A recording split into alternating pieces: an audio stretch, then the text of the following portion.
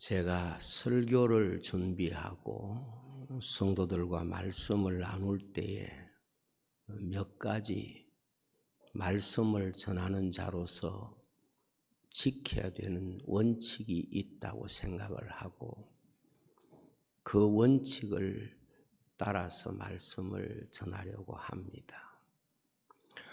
그 원칙 중에 하나가 뭔가 하면 하나님의 말씀을 근본적으로 이해하는 것이 참 중요하다 하는 생각입니다. 하나님의 말씀을 부분적으로 이해하고 부분적으로 이 말씀을 판단하게 되면 그 부분적으로 아는 것이 바로 아는 것에 도움을 주기보다는 바로 아는 것을 방해하는 경우가 너무도 많기 때문에 그렇습니다. 우리는 하나님의 말씀을 들을 때에 하나님께서 이 말씀을 왜 우리에게 주시는가 하는 것을 먼저 느낄 줄 알아야 우리의 생각이 하나님의 말씀을 왜곡하는 것을 막아낼 수 있고 극복할 수 있습니다. 예를 들면 바리새인들이 어려서부터 신앙생활을 하고 하나님의 말씀을 익히고 있었습니다마는 그들은 하나님의 말씀을 주신 하나님의 근본적인 마음을 이해하기보다는 하나님의 말씀의 부분을 가지고 늘 말씀에 대한 해석을 하려고 했기 때문에 그들이 하나님의 말씀을 알고 있는 것이 하나님을 이해하는 데 도움을 주기보다는 하나님을 바로 아는데 항상 걸림이 되었다는 것을 알 수가 있습니다. 그래서 그들은 누구보다도 철저하게 신앙생활을 한다고 하면서도 실제로는 말씀의 근본이신 예수님을 십자가에 못 박는데 그들이 중심이 되었던 것을 보게 됩니다. 그들은 율법을 잘 지키는다고 율법의 스승이라고 생각했지만은 율법의 완성으로 오신 예수님을 십자가에 못 박은 것입니다. 요즘 제가 어떤 생각을 많이 하게 되는가 하면 워낙 SNS나 우리가 접하는 많은 교회 정보들을 보면 한 부분으로 보면 설득력도 있고 공감이 되는 그런 이야기들이 참 많이 있습니다만은 그것은 근본적인 기독교에 대한 이해나 신앙에 대한 이해가 아니기 때문에 성도들이 만약 이걸 보면 굉장히 위험하겠다 이런 생각이 너무도 많이 드는 거예요. 그리고 실제로 또 다 성도들이 볼 수밖에 없는 환경이라고 생각을 합니다. 이럴 때에 성도들을 어떻게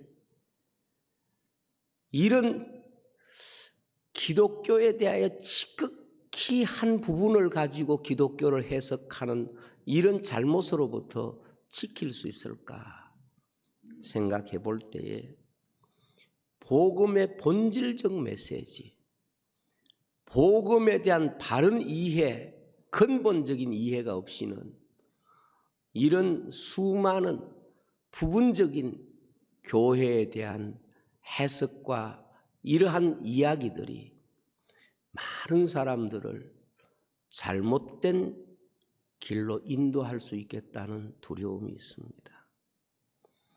말씀을 전하면서 오늘 이 말씀이 이러한 함정에 빠지기 쉬운 종말 세상에서 우리를 지켜주는 그런 하나님의 말씀으로서의 역할과 권세를 이 시간 말씀을 통하여 우리에게 주셨으면 하는 간절한 바람이 있습니다. 특별히 우리가 믿음을 말할 때에 믿음에 대한 본질적인 이해가 부족하면 누구나 다 믿음을 말하는데 그 믿음이 성경이 말씀하고 있는 믿음과 전혀 다른, 성경이 우리에게 주신 그 믿음과 전혀 다른 것을 우리는 믿음으로 생각하고 그것을 가지고 잘 믿는다고 생각할 수가 있습니다. 마치 그 옛날 잘 믿었다고 생각하는 바리새인들이나 귀한 직분을 가지고 있었다고 하는 이 대제사장이 예수님을 가장 잘 모르고 예수님을 대적했던 것처럼 우리가 바른 근본적 신앙을 갖지 않으면 언제나 내가 생각하고 있는 신앙생활 자체가 오히려 신앙생활을 잘못 알게 하는 그런 요소가 될 수 있는 것입니다.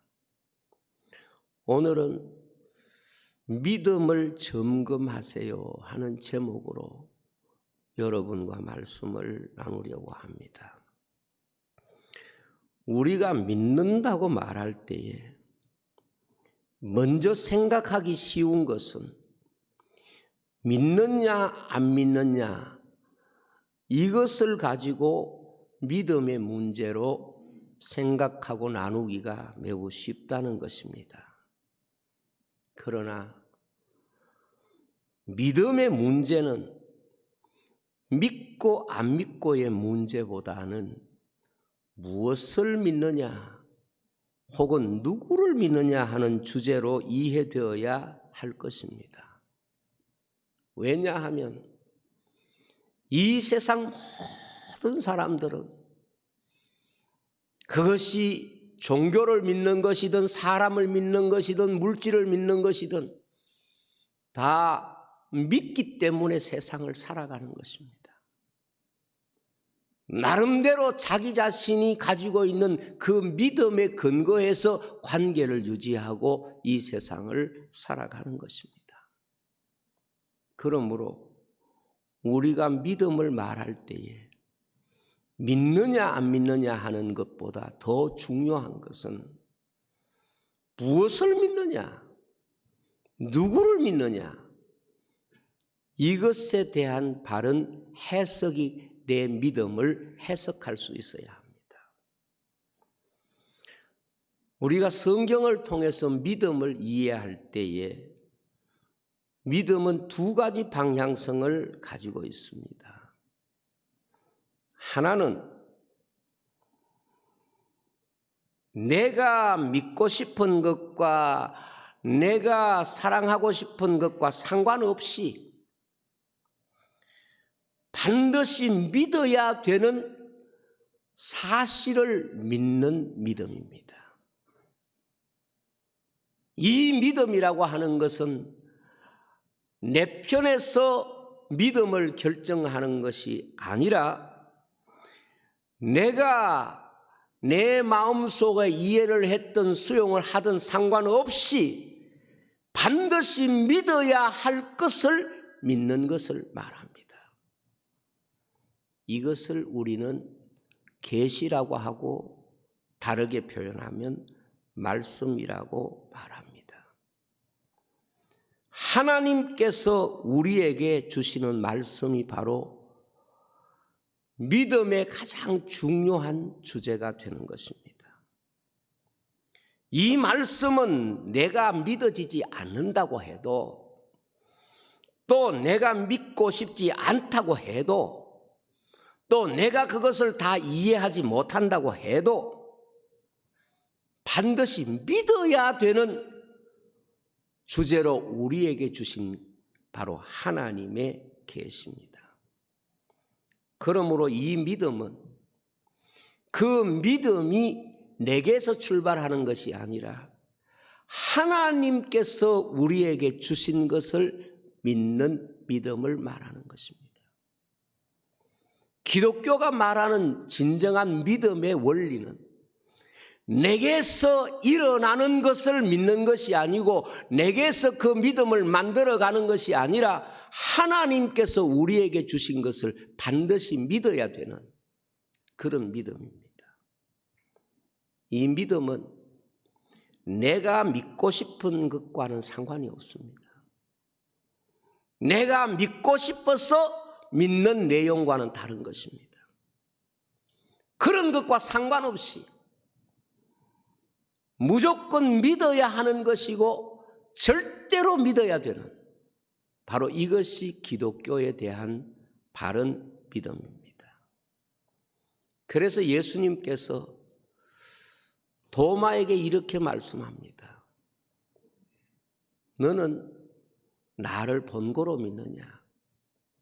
나를 보지 못하고 믿는 사람이 더 복이 있는데, 그것은 도마에게만 속한 것이 아니라 어떤 사람이라도 자기 기준에서 믿음을 가지는 것이 아니라 하나님이 우리에게 주신 계시를 믿는 것이 예수님을 믿는 것이고 구원받는 믿음이다. 이것을 주님이 정의해 주신 것입니다. 두 번째 믿음은 내가 믿고 싶은 것을 믿는 믿음입니다. 대개 사람들은 내가 믿고 싶은 것을 믿으려고 합니다. 내가 사랑하는 것을 믿으려고 합니다. 내가 좋아하는 것을 믿으려고 합니다. 내가 소원하는 것을 믿으려고 합니다. 그래서 내 믿음을 말씀에 드리지 않고 내 마음의 믿음을 내가 사랑하는 대상에 주고 내가 소원하는 대상에 내 믿음을 바치는 경우가 대부분입니다. 사람은 자신의 믿음을 자신이 원하는 대상에게 주기 위해서 이 세상을 살아가고 있다. 그렇게 봐도 틀림이 없습니다. 이것이 가장 보편적인 세상 사람들의 믿음의 행위라고 볼 수 있습니다. 이것을 잘 설명하는 사건이 바로 노아 시대의 노아의 가정과 노아 시대의 사람들입니다. 먼저 노아의 가정을 보면 자기들이 믿고 싶은 것을 믿는 게 아닙니다. 나 이거 믿고 싶습니다 해서 그렇게 믿음을 가지는 것이 아니라 노아 가정의 8식구는 각각 믿고 싶은 것이 다를 수도 있고 그 믿고 싶은 내용이 다를 수도 있을지 몰라도 하나님이 그들에게 주신 말씀을 믿어야 되는 것입니다. 그것이 하나님이 노아의 가정에 요구하신 믿음이고 구원의 백성에게 주신 믿음입니다. 그래서 자기 자신이 좋고 나쁘고를 떠나서 내가 믿음의 성격을 결정하는 것이 아니라 그것을 믿지 않으면 안 되는 것, 나는 반드시 그것을 믿어야 되는 것, 그것이 바로 노아가 보여준 믿음입니다. 자신들의 생각이 어떠하든지 자기 생각이 중요한 것이 아니라 그들에게 주신 말씀이 그들에게 자기 생각보다 더 중요하기 때문에 자기의 생각을 넘어서서 하나님이 주시는 말씀을 믿는 것입니다. 그러나 노아 시대 사람들은 자기가 믿고 싶은 게 믿음의 대상이었습니다. 자기들이 사랑하는 것이 믿음의 대상이었습니다. 자기들의 소원이 믿음의 대상이었습니다. 그래서 그들은 다 자기 자신의 마음속에 믿음을 세상에 두고 또한 사람에게 두고 자기 욕망에게 두면서 자기가 믿고 싶은 것에 자신의 믿음을 두고 자신의 세월을 살았고 자신의 미래를 자기들이 소유하고 싶은 것에 자기 믿음을 두고 그 미래를 바라보고 산 것입니다. 사람이 미래를 본다는 것은 지금 현실이 아니기 때문에 우리의 믿음을 어디에 두느냐, 그것이 그 사람이 현재를 살아가면서 소유하고 있는 미래의 모습입니다. 내 믿음을 미래에 대해서 물질에 두면 그것이 그 사람의 미래에 대한 신뢰고, 내 믿음이 내가 사랑하는 것에 두고 있으면 그것이 그 사람의 미래의 모습일 수밖에 없는 것입니다. 그러나 이것을 알아야 됩니다. 인생이 자신이 믿고 싶은 것을 믿으며 자기가 소원하고 사랑하는 것에 믿음을 준 사람들은 그 어떤 것에도 자기를 구원할 대상을 만나지 못했다는 것입니다. 내가 원하고 소원하는 내 쪽에서 만들어서 믿음을 준 그 어떤 것도 나를 구원할 수 있는 능력과 은혜를 가진 것은 아무것도 없다는 것입니다. 내 인생에 내가 가지고 있는 모든 믿음을 다 바쳐서 내가 그곳에 내 믿음을 다 주었다고 하더라도 이 세상에 그 어떤 것도 내 믿음에 응답할 수 있는 것은 아무것도 없습니다.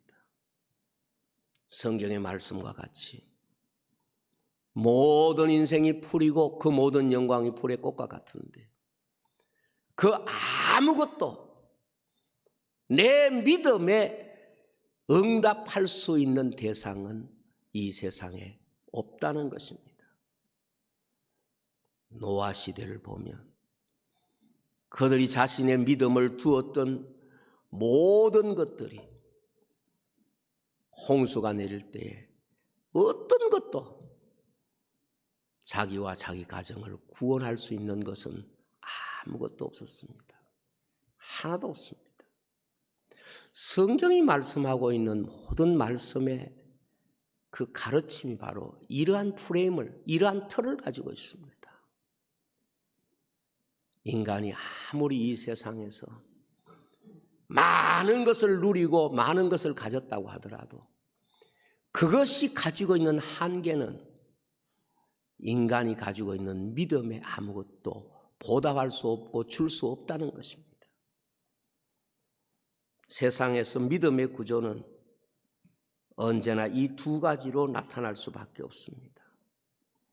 하나는 내가 믿고 싶어서 믿는 것이 아니라 반드시 믿어야 하기 때문에 믿는 것이고, 그것이 바로 노아의 가정과 같은 것입니다.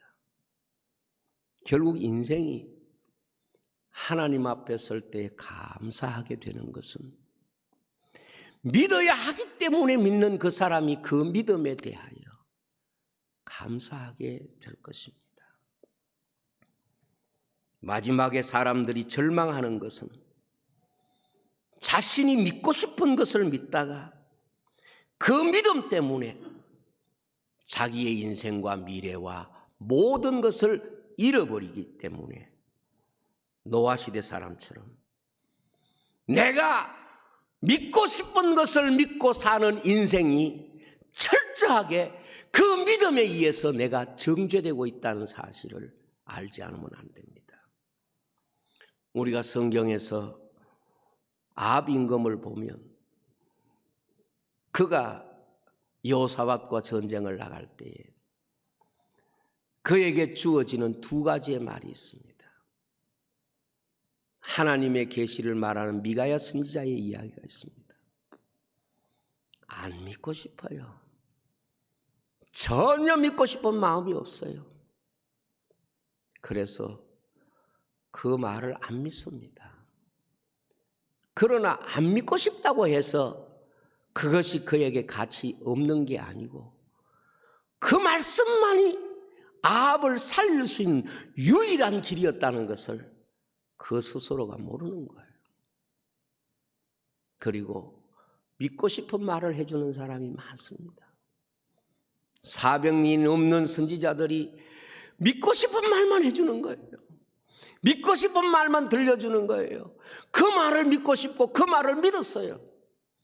400명 중에 어떤 사람도 어떤 말도 아합을 지켜주지 못합니다. 우리가 성경의 하나님의 말씀을 보면 이 기준이 너무 선명합니다. 우리가 잘 아는 대로 나만 장군이 왔을 때도 자기가 믿고 싶은 말을 안 해줍니다. 믿고 싶지 않는 말을 해주는 겁니다. 그러나 나만은 믿고 싶지 않는 말이라고 해서 돌아갔지만은 그 말만이 자기를 살릴 수 있고 자기를 고칠 수 있고 자기를 새 생명을 가진 사람으로 만들 수가 있는 것입니다. 결국은 사람은 내가 믿고 싶은 걸 자꾸 믿으려고 하는 고집이 있고 그런데 얼마나 집착하는지 모릅니다. 아마 여러분이 여러분 스스로를 생각하든 또 여러분을 만나는 많은 사람들을 생각해 보시면 얼마나 사람들이 내가 좋건 나쁘건 간에 믿어야 되는 말씀을 붙잡고 믿기보다는 믿고 싶은 것에 자기의 믿음을 두고 살아가는 경우가 많은가 하는 것입니다. 우리가 예배를 드리는 것, 우리가 말씀을 듣는 것,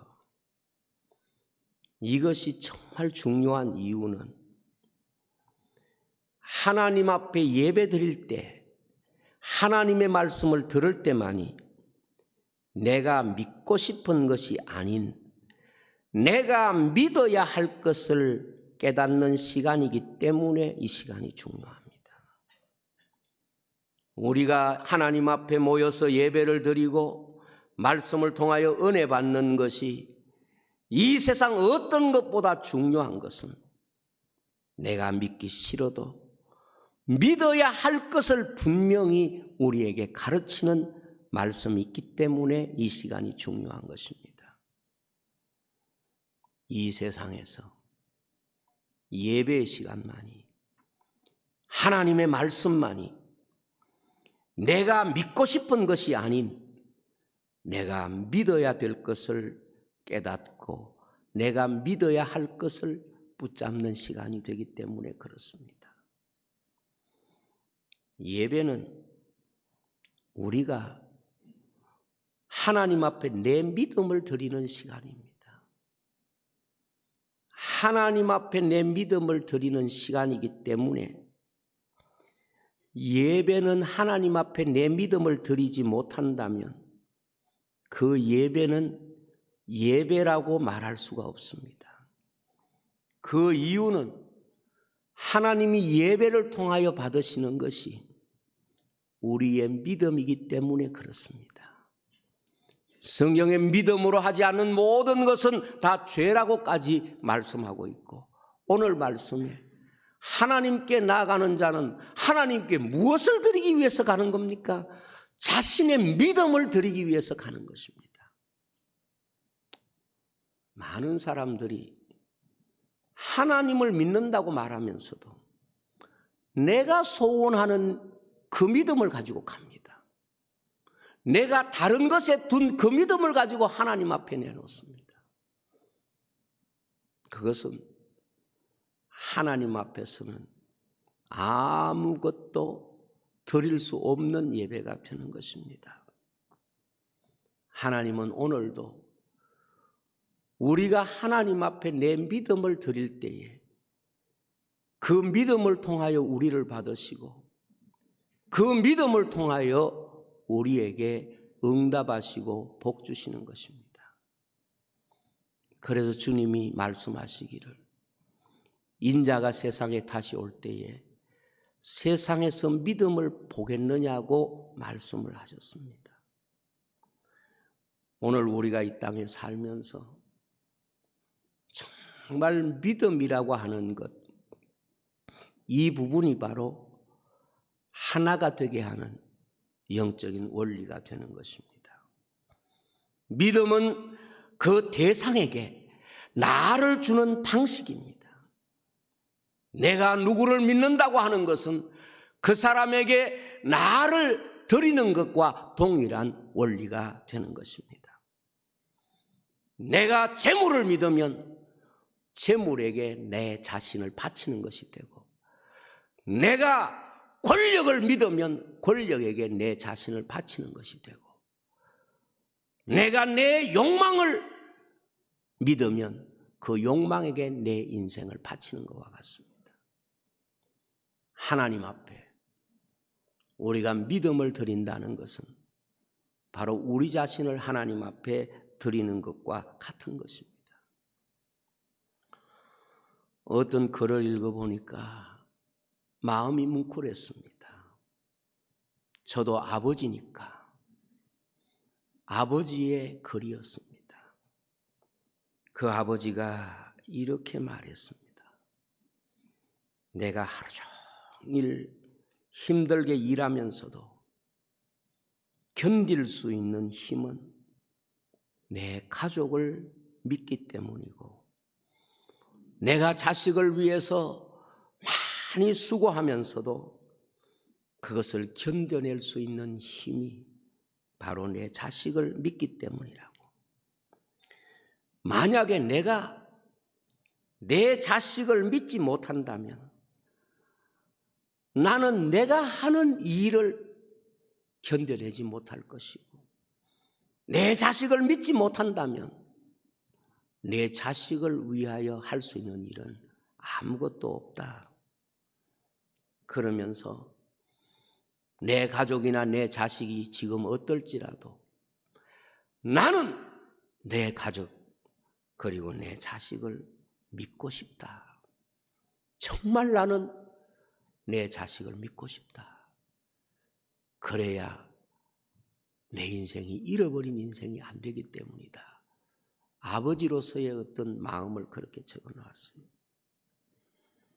우리가 세상을 살면서 잃어버린 것이 무엇입니까? 결국 믿음을 잃어버리는 것이 우리 자신을 잃어버리는 것입니다. 예를 들어서 내가 가족을 믿고 열심히 일했는데, 내가 자식을 믿고 열심히 일했는데, 내가 그렇게 살았는데 그 믿음이 내게 믿을 수 없는 상황으로 주어졌을 때, 결과가 주어졌을 때, 내가 산 것이 무슨 의미가 있을까? 내 삶을 잃어버렸다는 생각을 하게 될 것입니다. 여러분, 우리가 왜 하나님의 말씀만 우리의 진정한 믿음의 내용인고 하면 그 삶만이 우리의 지금 살아가는 삶을 잃어버리지 않고 다 얻게 하기 때문에 그렇습니다. 우리가 이 세상에 살면서 이 세상에서 내가 만들어 놓은 어떠한 믿음의 대상이라고 할지라도 결국 그것이 믿음의 대상이 될 수 없는 것은 솔로몬이 말한 그대로 다 바람을 잡는 것이고, 그것이 내 믿음에 줄 수 있는 대답은 아무것도 없는 것입니다. 믿음이 왜 그렇게 소중한가 하면 바로 내 자신의 삶을 하나님께 두고 있다고 하는 구조 때문에 그렇습니다. 내가 하나님을 믿고 산다는 것은, 내가 말씀을 믿고 순종하고 믿는다는 것은 바로 그 말씀에 내 인생을 두고 산다는 뜻입니다. 그러므로 성도에게 있어서 자기 자신의 영적인 삶의 구조는 자신의 믿음에 언제나 근거하는 것이고, 하나님이 우리 사람을 볼 때에 언제나 그 믿음을 보시는 것입니다. 아무리 내가 많은 걸 가져도 하나님을 믿는 믿음이 없으면 하나님 앞에서는 그 믿음의 구조만큼, 그 믿음의 분량만큼 그 사람이 그에게 수용이 되는 거예요. 우리가 잘 아는 대로 아무리 세상에서 많은 것을 가지고 누리고 그렇게 살았다고 하더라도 믿음이 없는 사람에게는 하나님 앞에서 하나님께 내 자신을 드린 바가 아니기 때문에, 하나님을 믿은 바가 아니기 때문에 그 삶은 하나님 앞에 없는 것이 되는 것입니다. 세상에서 가장 불쌍한 사람은 믿을 대상이 없거나 믿을 대상이 희미한 사람인 겁니다. 이 사람은 지금 자신이 어떻게 살아가든 간에 실제로 자기 자신의 믿음 안에 있는 자기 자신은 거의 없기 때문에 그렇습니다. 그래서 예수님께서 사람을 볼 때 언제나 믿음을 확인하시고 믿음을 고백하게 하시고 믿음으로 하나님의 거룩한 역사들을 자기 삶 속에서 누리고 소유하게 하셨던 것을 볼 수 있습니다. 그런데 이 세상 사람들이 가지고 있는 믿음의 두 가지 방향성은, 하나는 하나님을 믿는 믿음이고 다른 하나는 세상의 소유, 물질을 믿는 믿음, 이렇게 나누어지는 것입니다. 성경에 하나님과 재물을 겸하여 섬길 수가 없다, 예수님이 말씀하셨습니다. 바꾸어 말하면 사람은 내 믿음을 하나님께 두든지 아니면 내 믿음을 세상에 두든지 둘 중에 하나라는 뜻입니다.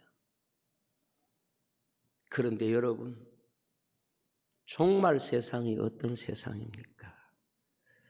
믿음이 식어진 세대인데, 하나님께 대한 믿음은 식어진 세대지만은 세상에 대한 믿음은 점점 더 커지는 세대고, 세상에 대한 믿음이 인간의 모든 믿음을 결정해버리는 그런 때가 바로 종말의 세상입니다. 현대사회를 우리는 신용사회라고 말합니다.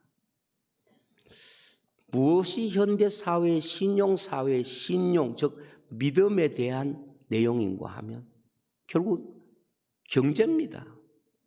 소유입니다. 신용카드가 뭡니까? 신용카드라는 것은 그 사람에게 신용을 설명하는 자격증과 같은 것인데, 그것은 전적으로 신용을 경제 규모에 의해서 그 사람의 신용의 등급이 결정되는 것입니다. 그러니까 이 시대를 여러분 보시면 신용이라는 개념이 다른 데 있는 게 아니고 물질적 소유에 의해서 그 신용이 결정되고 신용의 등급이 만들어지는 것입니다. 종말이 되면 이 세상 소유를 가지고 사람들의 믿음, 즉 신용을 매기는 시대가 될 것입니다. 저는 그것이 바로 666의 시대고 666의 표라고 믿고 있습니다. 그래서 종말 세상은 철저하게 사람을 하나의 경제 단위로 만들고 그 경제 단위로 그 사람을 평가하는 세상이 될 것입니다. 그게 666입니다. 666이라는 표는 오로지 사람을 경제 단위로 평가하는 세상이 되었다는 것을 말합니다.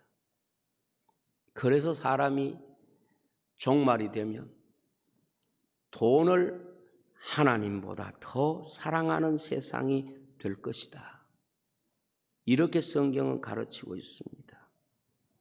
그리고 이 둘을 함께 믿을 수 없다는 거예요.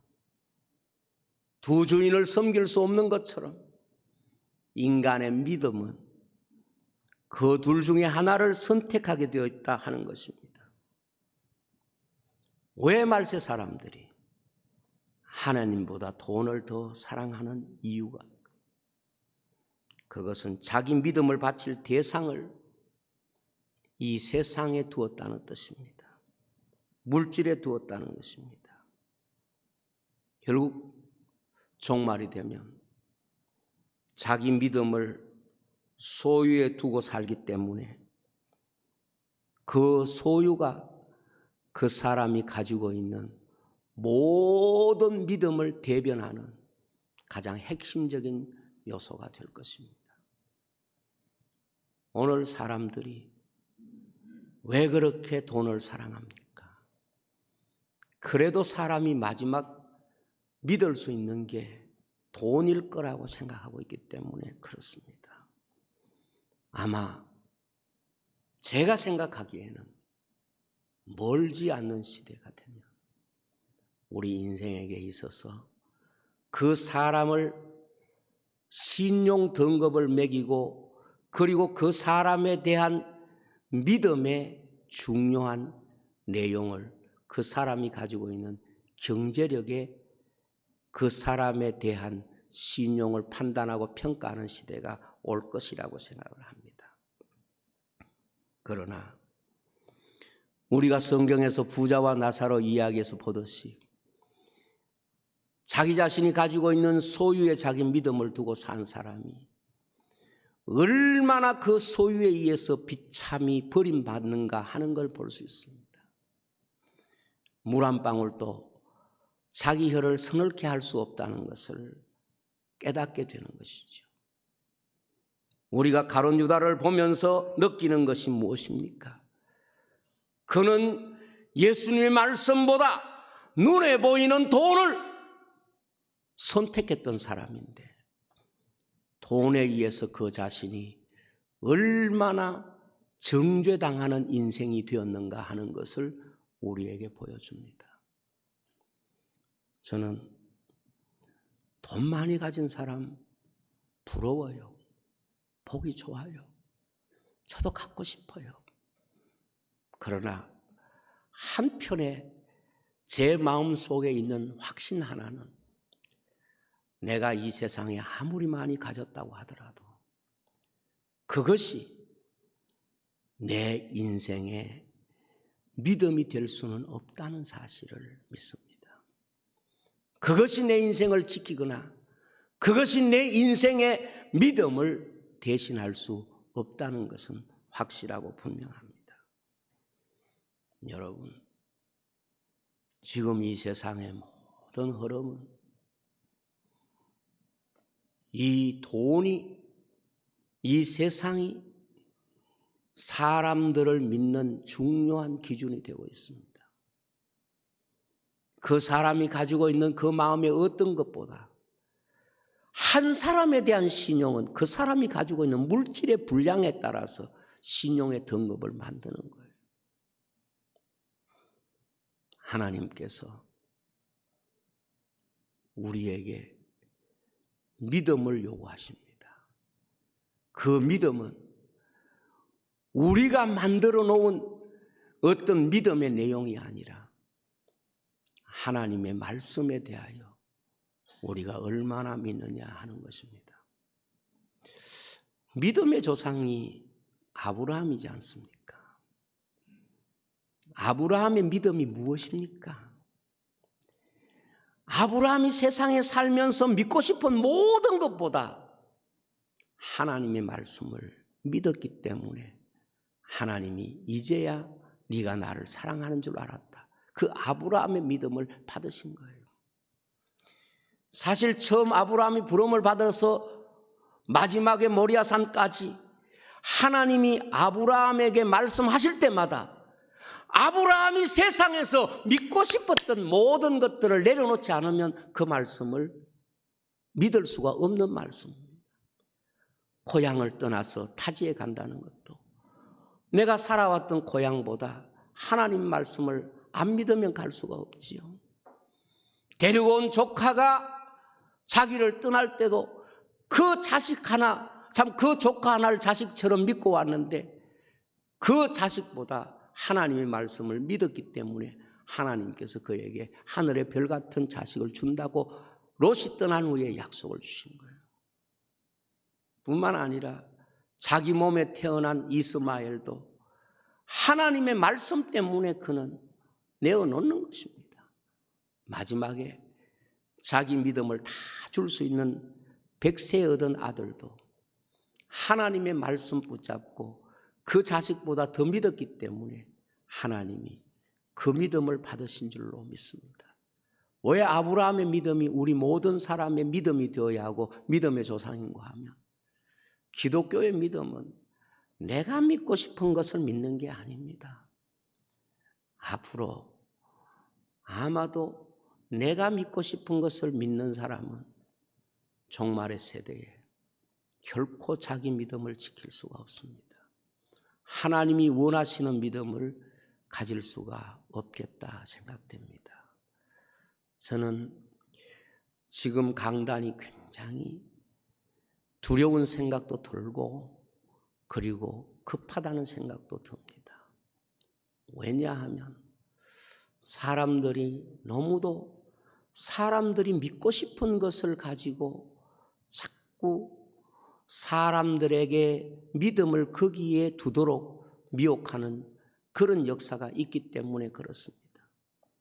사단이 예수님께 와서 시험하는 것도 마찬가지잖아요. 믿고 싶은 거예요. 그곳에 자신의 믿음을 두도록 미혹하고 유혹하는 거예요. 배고픈 사람에게 떡이 얼마나 중요하고 천하만국의 영광을 절 한 번 하면 얻을 수 있는 게 얼마나 믿고 싶은 거예요. 그러나 우리가 믿어야 될 것은 오직 하나님의 말씀인 줄로 믿습니다. 하나님의 말씀인 줄로 믿습니다. 여러분 가정생활을 하면서 이걸 늘 기억하십시오. 내가 믿고 싶은 것이 우리의 믿음이 아니라 그 자리에서 하나님의 말씀을 붙잡는 것이 믿음이고, 내가 믿고 싶은 것이 우리의 신앙의 방향이 아니라 어떤 자리에서도 하나님의 말씀을 붙잡는 것이 우리의 신앙 고백인 것입니다. 다니엘이든 욥이든 에스더든 성경에 있는 모든 사람들 보시면 그들이 믿고 싶은 상황하고 하나님의 말씀을 믿어야 되는 상황은 너무도 다릅니다. 그러나 끝까지 하나님의 말씀을 믿은 사람들에게 하나님은 그들의 하나님이 되어주신 줄로 믿습니다. 저는 우리 모든 성도들이 여러분들이 하나님 앞에 믿음을 드릴 때에 다니엘이 하나님이라고 불려졌던 것처럼, 아브라함의 하나님이라고 불려졌던 것처럼 여러분들이 하나님 주신 말씀을 믿을 때에 여러분의 하나님이 되어주실 줄로 믿습니다. 기도하겠습니다.